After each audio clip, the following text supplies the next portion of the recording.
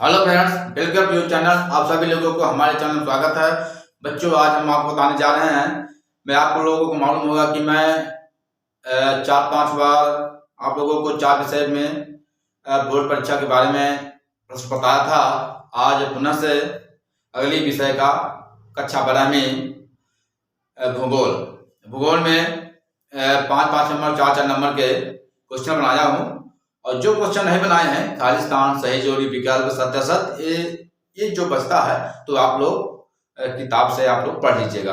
Okay, अब ज्यादा समय नहीं रह गया है। आप लोग एक आध हफ्ता और बाकी है ना, बाकी आप लोग दिन रात मेहनत कर दो, जिससे आप लोग अच्छे नंबर से पास हो जाओ।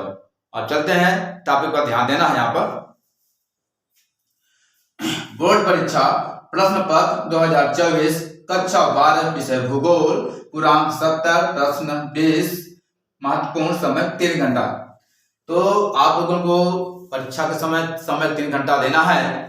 अच्छे मेहनत से पास होना है, नहीं तो अगर नहीं पास होगा तो भविष्य बर्बाद हो जाएगा। तो आप लोग ऐसा करिए कि दिन रात मेहनत कर दो। अब ज्यादा समय नहीं लग गया है तो आप लोगों को मैं मोस्ट क्वेश्चन बताएंगे।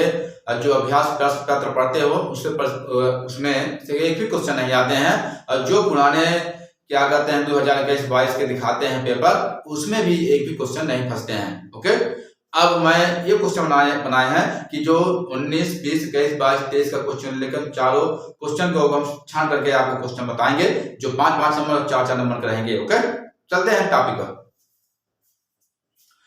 प्रश्न नंबर 1 क्या है? भारत के मानचित्र में निम्नलिखित को दर्शाइए। भारत के मानचित्र में निम्नलिखित को दर्शाइए। नंबर 1 क्या है? इंदिरा गांधी नगर। नंबर 2 मुंबई। नंबर 3 सर्वाधिक जूट उत्पादक क्षेत्र। नंबर 4 न्यूनतम जनसंख्या घनत्व का क्षेत्र। Number 5 Hazira, Vijaypur, Jagdishpur gas pipeline. Bharat के मानचित्र में निम्नलिखित को दर्शाइए। नंबर 1 क्या है? इंदिरा गांधी नगर। नंबर 2 मुंबई। नंबर 3 सर्वाधिक जूट उत्पादक क्षेत्र। नंबर 4 न्यूनतम जनसंख्या घनत्व का क्षेत्र। और number 5 Hazira, Vijaypur, Jagdishpur gas pipeline. ये 5 नंबर का रहेगा। प्रश्न नंबर 2, भरमौर जनजाति विकास कार्यक्रम के कौन से सामाजिक लाभ प्राप्त हुए? भरमौर जनजाति विकास कार्यक्रम के कौन से सामाजिक लाभ प्राप्त हुए? ये भी रहेगा 4 नंबर का। चलते हैं यहाँ पर प्रश्न नंबर 3, भारतीय कृषि के प्रकार लिखिए। भारतीय कृषि के प्रकार लिखिए, ये रहेगा 4 नंबर का। प्रश्न नंबर 4, ऊर्जा के परंपरागत एवं अपरंपरागत स्रोतों में 4 अंतर लिखिए। ऊर्जा के परंपरागत एवं अपरंपरागत स्रोतों में 4 अंतर लिखिए, ये भी रहेगा 4 नंबर का। प्रश्न नंबर 5 क्या है? भारत में भू संसाधनों की विभिन्न प्रकार की पर्यावरणीय समस्याएं कौन सी है? भारत में भू संसाधनों की विभिन्न प्रकार की पर्यावरणीय समस्याएं कौन सी है? ये भी रहेगा 4 नंबर का। प्रश्न नंबर 6 क्या है? इंदिरा गांधी नहर क्षेत्र में सतत पोषणी विकास को बढ़ावा देने के लिए उपाय लिखिए। इंदिरा गांधी नहर क्षेत्र में सतत पोषणी विकास को बढ़ावा देने के लिए उपाय लिखिए, ये भी रहेगा 4 नंबर का। प्रश्न नंबर 7 क्या है? राष्ट्रीय सतत कृषि मिशन क्या है? राष्ट्रीय सतत कृषि मिशन क्या है? इसके मुख्य उद्देश्य बताइए, ये भी रहेगा 4 नंबर का। अगला क्वेश्चन क्या है आपका? प्रश्न नंबर 8 है, दिए गए विश्व के रेखा मानचित्र में निम्नलिखित को दर्शाइए। दिए गए विश्व के रेखा मानचित्र में निम्नलिखित को दर्शाइए। नंबर 1 क्या है? उत्तर अमेरिका का वाणिज्य पशुधन पालन क्षेत्र। नंबर 2 प्रमुख गन्ना उत्पादक देश। नंबर 3 हिंद महासागर। नंबर 4 क्या? ट्रांस कैनेडियन रेल मार्ग। पुनः से रिपीट कर देता हूं क्वेश्चन को। दिए गए विश्व के रेखा मानचित्र में निम्नलिखित को दर्शाइए। नंबर 1 उत्तर अमेरिका का वाणिज्य पशुधन पालन क्षेत्र। नंबर 2 प्रमुख गन्ना उत्पादक देश। नंबर 3 हिंद महासागर। नंबर 4 ट्रांस कैनेडियन रेल मार्ग, ये भी रहेगा 4 नंबर का रहता है। और प्रश्न नंबर 9 क्या है? रोपर कृषि की मुख्य विशेषताएं बताइए। रोपर कृषि की मुख्य विशेषताएं बताइए, ये भी रहेगा 4 नंबर का। प्रश्न नंबर 10, अंतरराष्ट्रीय व्यापार के आधारों का वर्णन कीजिए। अंतरराष्ट्रीय व्यापार के आधारों का वर्णन कीजिए, ये भी रहेगा 4 नंबर का। प्रश्न नंबर 11, भारत में सिंचाई की आवश्यकता के कारणों को समझाइए। भारत में सिंचाई को आवश्यकता के कारणों को समझाइए, ये भी रहेगा 4 नंबर का। प्रश्न नंबर 12, परिवहन और संचार सेवाओं की सार्थकता को स्पष्ट कीजिए। परिवहन और संचार सेवाओं की सार्थकता को स्पष्ट कीजिए, भी रहेगा 4 नंबर का। अब अगला प्रश्न आता है आपका, नियोजन की संकल्पना को समझाइए। नियोजन की संकल्पना को समझाइए, ये रहेगा 3 नंबर का।